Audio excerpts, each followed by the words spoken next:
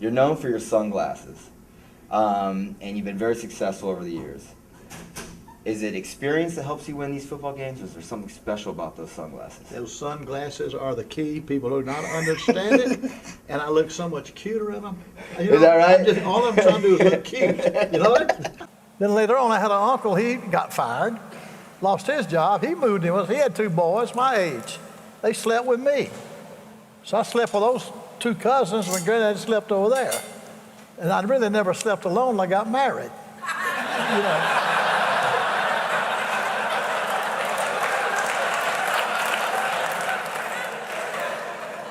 What's funny? So I graduate in January. I go down to Alabama. I get word. My roommate was Paul Crumley, who lived in Birmingham. He goes to Birmingham one weekend. I stay home at school, you know, like all us good students did. He goes home to Birmingham. He comes back. He says, "Bobby, I thought you were going steady with Ann Estock." I said, "Yeah, I am." He said, "Well, I saw her on the streetcar last Friday night with Shorty White." Now, Shorty, I've known Shorty all my life. But he went to Phillips. I went to Woodlawn. We played against each other, you know. But dadgummit, Ann found out I'd been doing something, and so she let old Shorty date her, you know. Well, anyway, so I said, "I'm gonna marry that girl. This thing's getting out of hand." So I called her on the phone. I got up the nerve. I called her on the phone one night down in Tuscaloosa. Ann was still in high school at Woodlawn. She answered the phone. I said, "Ann, will you marry me?" She said, "Yes, yes. Who is this?"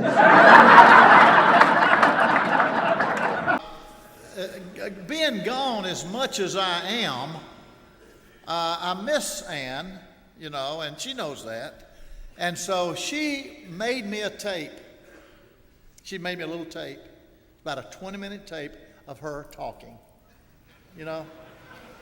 So I take that tape with me when I travel. It's like the other night up in Omaha. You know, I had to spend the night, you know. So get homesick, you know. So I pull out a chair there in the hotel room and turn the TV on, throw my clothes on the floor, you know, and 'cause I'm homesick, you know. Then I get her tape out. I get her tape out and put it in and turn it on and ignore it. But anyway, to tell you a story about that, about a month ago, been over to Panama City, and I was coming through Quincy on the way to Tallahassee, and I was going 35 miles an hour, and that thing clicked, flashed. I saw it. It took my dadgum picture. Yeah, and took my tag, you know. And I said, "What in the world's going on?" I was going 35 miles an hour, and that thing took my picture. So I went around the block again, cut it to 30. Click. Got me twice, man. I went around another time. Click. I said, "Man, there's something wrong." I ended up going around 5 times. It took my picture every time. I saw it. I got out of my car. I pointed at that camera. I said, "I ain't paying y'all nothing. This is a dadgum ripoff. Y'all just..." I got in my car and took off, you know, to Tallahassee, Florida. Well, about 2 weeks later, I get a letter from the sheriff's office in Quincy. I got 5 tickets for not wearing a seatbelt. My players come off the bench over there, you know, and start shaking hands. We didn't have high fives back in them days. We had no high fives in 52.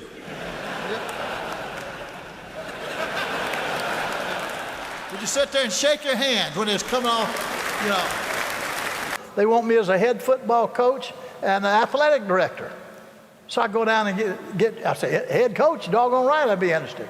I go down and get interviewed, and he offers me the head football, athletic director, and head basketball coach.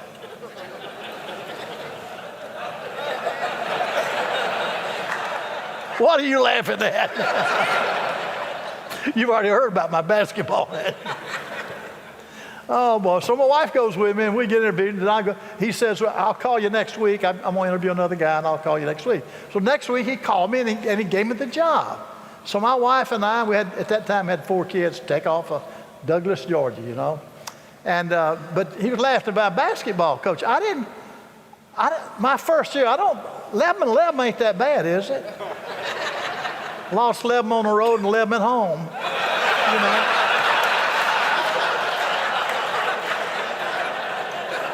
I was the AD, so I fired me. Went and hired another guy to coach basketball and football. Tommy, a couple of things about Tommy. Y'all did not realize he was adopted, did you?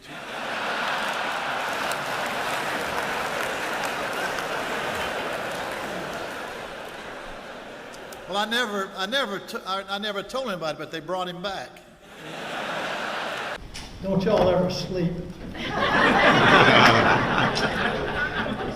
I was home now, I'd been in bed an hour. I go to bed at 6, and I get up at 4. Have a cup of coffee, take my nap. No, you never, you don't go out there and say, hey man, let's try to win more games in a row than anybody else. It just happens. It just happens. Why it happened, I don't know. But you look back and you say, how in the world did it happen? It might have been coaching.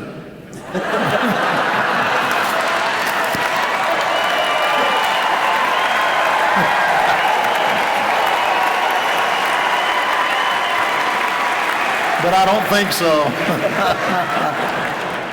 My wife used to make me so mad every football season. Bobby, you love football more than you do me. I heard that you love football more than you do me. I said, college or pro? Of course, with all of them gone, there's nobody there but Ann and I. Now, when I came up here tonight, I flew. It's too far to drive. Didn't have time to drive here and drive back. So, but if I'm speaking anywhere 50, 60 miles from Tallahassee, I'll drive. But the thing about it, with the kids gone, now Ann can go with me, and she does all the driving. You know, I just sit there and hold the wheel.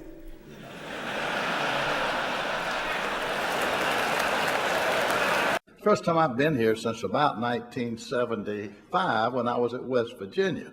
I used to come to the Hall of Fame dinner every year because I could drive, you know. So anyway, my wife and I drove up from Morgantown to here and got us a room and everything, and we're not used to that kind of luxury, and so we check in and go up to our room, then we go out and eat and then come back. And so my wife said, this was right after the Watergate. You remember Watergate? My wife said, I bet you this room's bugged, you know. And she said, you know, all these big important hotels where a lot of dignitaries come, they bug them. And I said, no, Ann, they wouldn't bug this place, you know. But I got to thinking about it. Well, she went on to bed, and so I started looking around. You know, I looked over the door sill, I looked under the keyhole, and I looked under the bed and behind the flowers. I searched the room. No, it wasn't bugged. Couldn't find anything. Started to go to bed, looked out in the middle of the floor, and there was a little rug out there, little 8x4 rug. I said, I bet you something's under that. You know, something is under that. It's too suspicious. So I go over and I pick that rug up, and sure enough, there's a little steel plate about that size there with a screw in this end, a screw in that end. So I go get me a dime, you know, and I unscrew the screw here, you know, then I unscrew the other screw, then I lift it up and look it over, and there's nothing there. Nothing there, so it ain't bugged, right? So I screw it back in and I go back, and this place ain't bugged. We get up the next morning, go down, check out, when we're going to check out. And the girl said, was your room okay? Oh, yeah, it was good. Did y'all, everything was okay? Oh, yeah, everything was fine. Well, you heard about the people underneath you, didn't you? No. Chandelier fell on them. You know? I went to Florida State in 1976. Florida State, my first year we played Clemson. We played Clemson that year, and Charlie Pale was the head coach, and I think we led Clemson 12-9 at the half, and they came back and beat us 14-12 down there. And but that was my first year. Well, when I went to Florida State, of course, the coach ahead of me had just gotten let out. He had gone 0-11, 1-10, 3-8. And as you know, that won't hold up, Tommy. That won't hold up. But so anyway, the coach before me lost his job. I got the job. I go down to Tallahassee. Now, they had a 41,000 seat stadium. That's half of what you got here, you know. And they were averaging 17,000 a game back in 1975, you know. And so I go down there and take that job, and so I would go through spring training, and we're starting the season, and boy, I'm wanting people to come to the game, you know. I mean, 17,000, that's no good. We got to get people to come to these games. Well, they gave the head coach, and we still do this, the head coach gets 10 complimentary tickets, you know. Assistant coaches get 4 complimentary tickets. So I got my 10 tickets my first year. We played away from home first game, played away the second game, lost both ball games, come back home, first home game, boy, I'm hoping to see that stadium fill, you know. Well, anyway, my 10 tickets, I give one to my wife, I give the 2 children there, and I give 2 to the neighbors, and I give 2, and I got 2 left over, and I can't give them away. Nobody wants them. I saw the janitor say, here's your 2 tickets. I said, I ain't going. I ain't going. I stay out there in front of the door and hold them up. Nobody want them tickets. So I said, I'm going to get rid of them tickets. I'm going to get 2 people in that dadgum ball game. So I go down to the Tallahassee Mall the day before the ball game, get me a haircut. I get those 2 tickets and I put them on the outside of my windshield. I'm parked right up against the mall. I said, now somebody will get them tickets. They'll steal them, or there will be 2 people in that game. I put those 2 tickets there. I go inside and get my haircut. I come back out in an hour, 6 tickets on my windshield.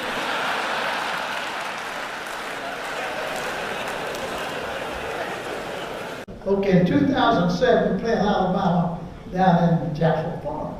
So I get that call again. Hey, coach, it's just new uniforms. I said, Bert, we don't need any uniforms. We got all colors. We can match those things white with garnet with yellow and yellow with this and all that. We don't need any more uniforms. He said, well, I'm going to get the boys something. He said, I'll tell you what I'm going to do. I'm going to send you $50,000. And you get whatever you can think our kids need the most, you get it for them. Okay, Bert. So he sends us $50,000. That next week, we play a ball game. No, we play Alabama in the Jacksonville game, you know. But he comes to the game.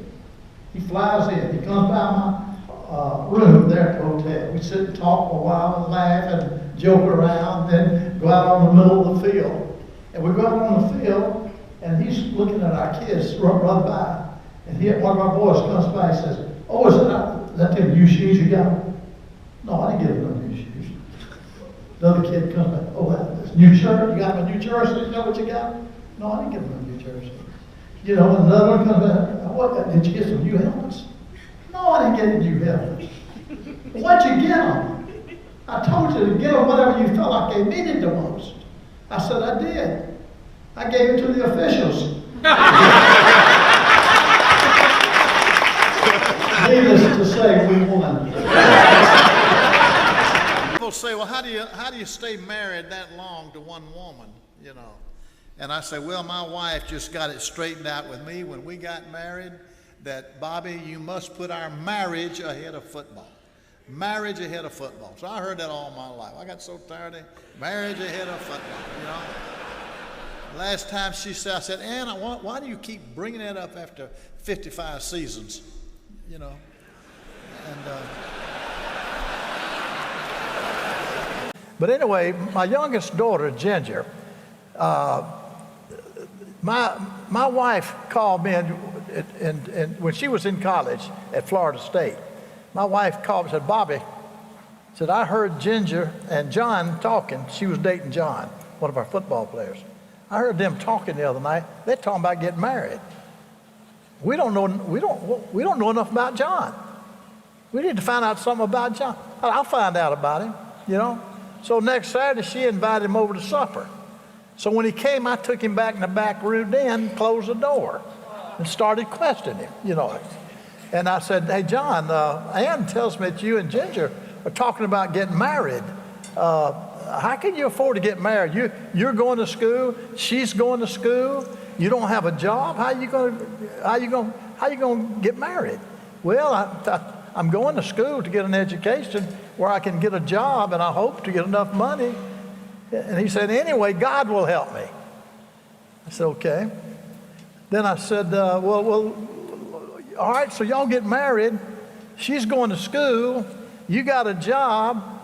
You don't even have a car. How you going to get her to school and get you to work, you know? Well, I told you I'm going to get a job and save up enough money and hope I can buy a car. And anyway, God will help me. And every time I asked him, God was going to help him, you know. But anyway, Ann called us. Bobby, y'all come on, let's eat. Let's go eat, John. John takes off. So I go through the kitchen, because I got to tell Ann what I learned, you know. So I go through the kitchen, Ann grabs me. She said, Bobby, did you talk to John? I said, yeah, sure did. Had a long talk with him. She said, what do you think?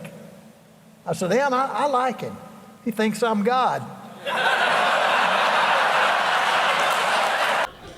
You know how coaches before a game meet out in the center of the field and shake hands, unless it's Steve Spurrier? But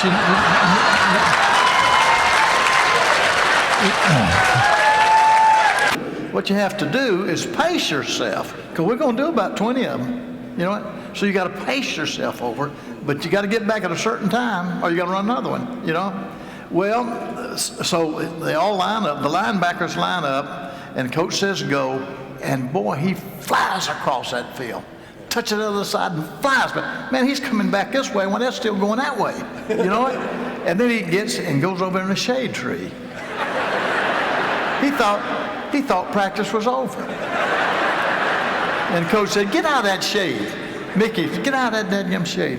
And so anyway, so everybody started calling him Shade Tree from that shade. We had a odd thing happen to us 3 years ago. We win the ACC conference, so the winner goes to the BCS Bowl. So we're going to get to go to the Sugar Bowl. We're going to play Georgia. Now, Georgia had a great year. Georgia, I think, was 13-0 that year. Y'all remember 3 years? Georgia had a great ball club. We were, gosh, maybe 8-4 or something like that, which, you know, not like Georgia. So anyway, our quarterback misses a final exam. He sleeps through a final exam. Now, we got a rule at Florida State University, if you don't take your final exam, you can't play in a bowl. Now, we're the only dadgum school in the country that's got that rule. It makes me so sick. Well, that dang Tommy got kids that ain't even been to school yet.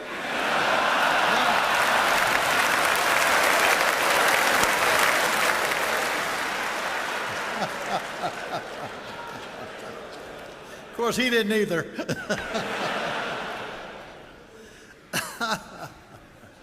But anyway, back to the bowl game. So anyway, so we're going to play Georgia, and we ain't got a quarterback. That was the year my second team quarterback got kicked off for gambling. Do you remember that? So now I got a third team quarterback, he ain't played any, you know, and he's going to have to start against Georgia. So we prepare him the best we can. Guys, we just know because Georgia had a great defense, see, so we get him prepared the best we can. So we go out there and we I forgot who kicks off, but anyway, Georgia scores first. They get a field goal. We got 3-0 first quarter. Our quarterback goes back and hits a touchdown pass. Now we're up 7-3. He's doing okay, you know. Then the game's kind of rocking along. Both defenses are holding each other. All of a sudden, my quarterback throws a flat. He got some pressure, and he just threw the ball without thinking. Somebody picked it off, went about 75 for touchdown, you know. Now they're 10-7. And then later on, he throws another pass intercepted, you know. Then it comes back in the third quarter, he throws another interception. Now what happens, the game had caught up with him. The game had caught up with him. And when he threw that third interception and set up another Georgia score, when he came off the field, Anquan Bolden, our number one receiver, who was Rookie of the Year last year in the NFL, told him, he said, Fabian said, if you'll tell me which one of those safeties you're throwing to, I'll try to intercept it.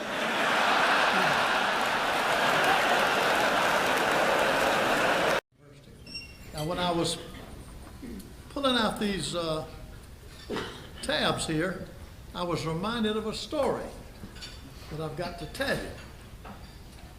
I was an assistant coach here in 1963 and 64 and 65. In 66, I left and went to West Virginia University. I coached up there for 10 years and came back to Florida State. When I came back to Florida State, I was looking through some of my summer clothes, which I could not wear up there. It was too cold. And I was looking through one of the pockets, and I found a stub. And it was a stub to the old Palace shoe shop that used to be down the middle of town. It's not there anymore. And I happen to remember 10 years before, I took a pair of shoes down there to have half soles and heels put on, which we did back in those days to save money. And I said, you know, I'm going to go down and have some fun with that guy. So I go down there and I walk in that place and the same old guy. He's a lot heavier. His hair is gone, you know. I recognize him. He don't recognize me because I've been gone 10 years, you know. And I said, see if my shoes are ready. Well, that guy took that thing, and it was wrinkled, and it was gray and old, and it kind of confused him. He said, wait just a minute. And he walked back behind the curtain. You remember the curtains? Where they have all the old shoes back there that have been fixed. So he goes back behind the curtain. And I hear him shuffling around boxes, you know, and I'm about to crack up. I'm wondering if I should go ahead and tell him, you know, that it's been that long ago. But in a minute, he comes back out. Says, he'll be ready Thursday. People ask me what it's like to be retired. Well, I get up at 12:30. Then it's time for my nap.